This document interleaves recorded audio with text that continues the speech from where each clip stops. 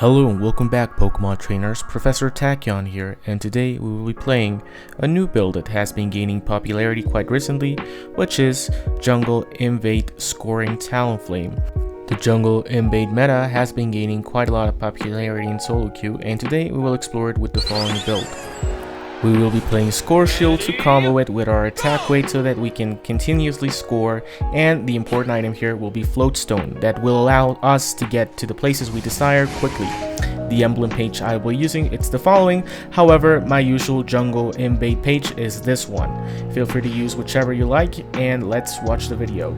So in this part, I wanted to invade from the top because I saw a Cinderace in team preview, and I thought they would go for the bot buff instead of the top one because they had the little ribbon, the green ribbon.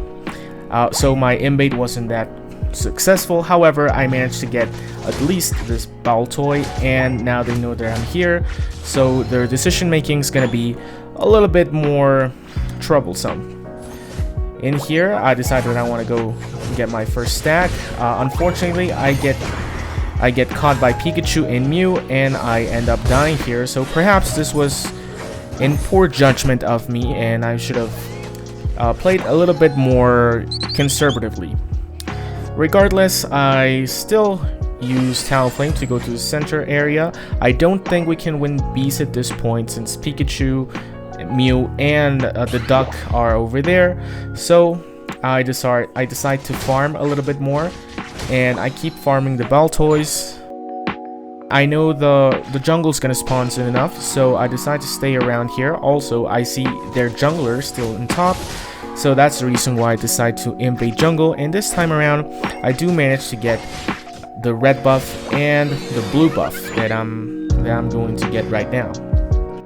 As you can see, their jungler is still not rotating to their jungle, which is, in my opinion, a huge mistake, especially if you already know there's a Pokemon trying to constantly invade their jungle. Serena gives me vision, and I see that Cramorant's there trying to steal our jungle, and we both decide to take it down.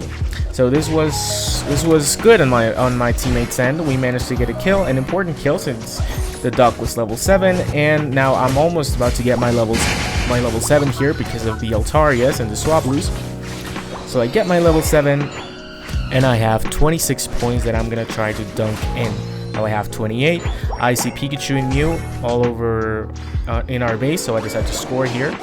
I stack up a little bit more. This is my second stack, if I'm not mistaken, and we managed to take down Mew thanks to our Mew's third basic attack, or boosted attack rather.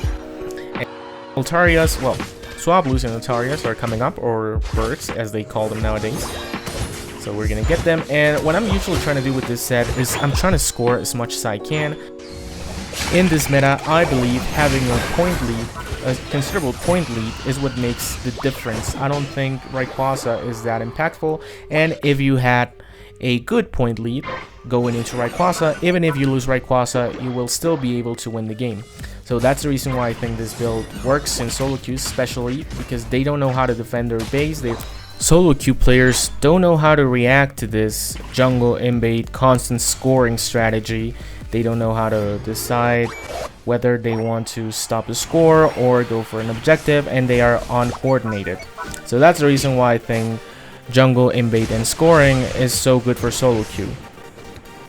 Here I can get away from a lot of situations with my fly, so usually what you'll see me do in this game is I'm gonna try to score, and if I see that I can't score, I'll immediately fly away. In here I could have probably gotten the other points, but I wasn't sure I was gonna be able to make it in time. I decided to gather a few more Chaos Energy or points so that I can score. However, my score shield is broken, so I have to get out of there because that's a dangerous position.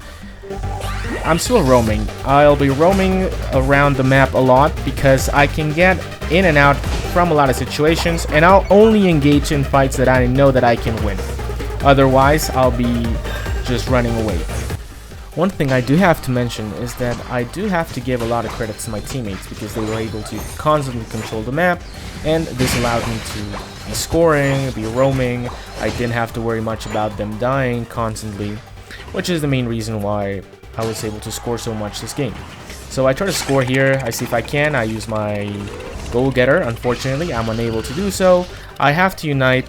Usually I wouldn't recommend to unite in that situation, but in this game I'm trying to play a little more unorthodox. So I'm gonna try to score here again.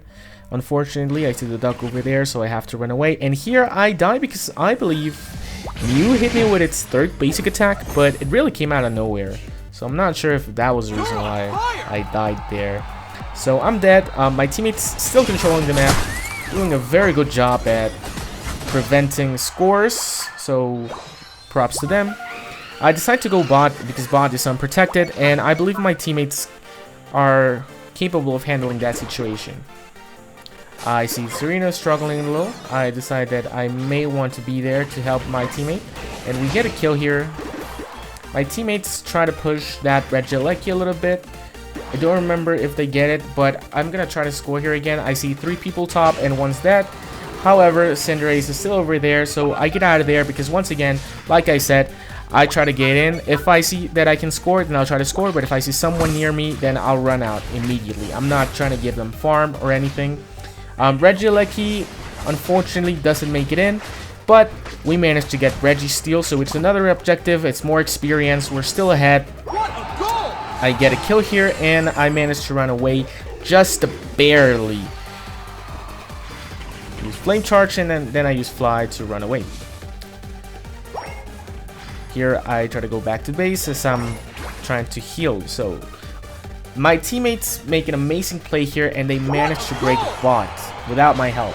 This just goes to show that at this point our opponents were very confused as to what was going on. They don't know how to defend their base, which helps us be so much ahead in terms of points. Usually when this happens, they never cover their home base, so I try to score here. However, Mew Solar Beam manages to... I don't think a Mew Solar Beam breaks shields, but I don't get to score there, so I have to run out once again. I do have to repeat that I can do this because I'm a Talonflame. I'm using Fly to get into situations and run away from them. I don't try to forcefully score every time I can. I try to be as flexible as possible. In here, I'm calling my teammates to get this next objective. If we get it, we're going to have a huge advantage going into Rayquaza. Now, I'm going to make this following play because I trust my teammates so much. If I didn't trust them, I would actually not make this play. So I decided to try to score here while they're distracted. So I try to score, but they manage to see me. However, I run away, so it's 4 people there trying to catch me, and they get distracted and we get Regieleki. So in my opinion, this was a good play because we managed to secure an important objective. And here, I'm trying to decide whether I want to score or go help there. I see my teammates are dealing quite well with that push.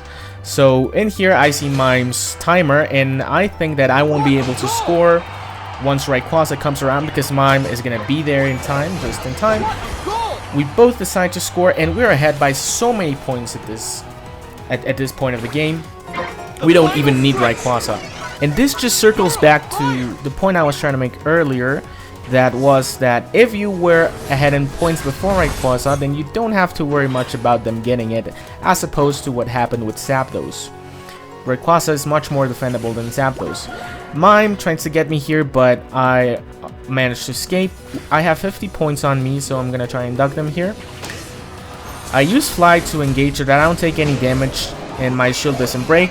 I don't use my gold gear there because there's no need to. I see a lot of points here, so I decide to collect them so that I can score once again.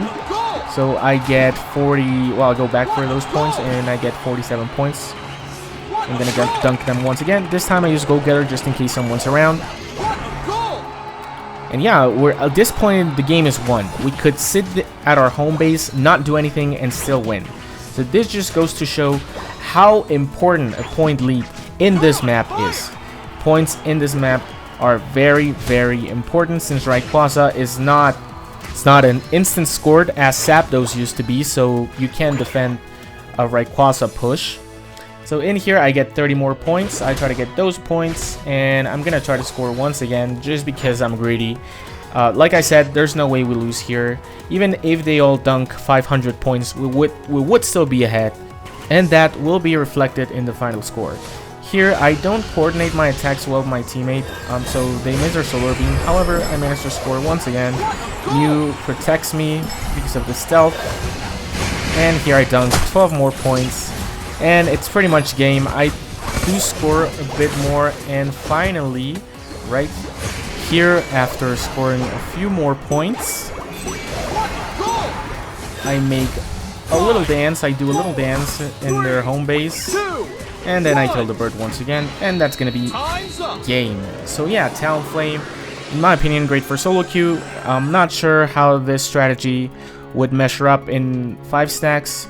However, if you're trying to get a few easy wins against unprepared solo queue players, then definitely try Jungle Invade scoring Talonflame. Look at the final score, 464 points. I take a screenshot because I couldn't believe it, and over 1,300 points scored in total. So yeah, that's gonna be it for today. Hope you guys enjoyed the video. Remember to like and subscribe, and until next time.